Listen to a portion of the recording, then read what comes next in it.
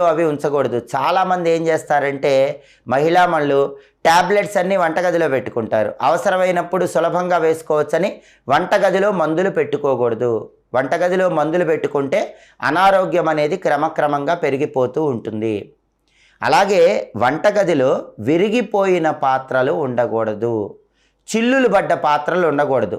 సొట్టలు పడ్డ పాత్రలు ఉండకూడదు.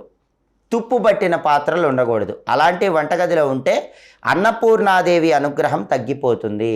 దానివల్ల ఆర్థికంగా అనేక రకాలైన సమస్యలు ఎదురవుతూ ఉంటాయి. అలాగే వంటగదిలో ముందు రోజు చేసినటువంటి పదార్థాలు ఎక్కువసేపు ఉండకూడదు. అలా ఉంటే కూడా లక్ష్మీ కటాక్షం తగ్గిపోతుంది, ఇబ్బందులు ఎదురవుతాయి. అలాగే వంటగదిలో కొన్ని వస్తువులు అయిపోకుండా ఎప్పుడూ జాగ్రత్తగా చూసుకోవాలి. వంటగదిలో ఉప్పు ఎప్పుడు అయిపోకూడదు.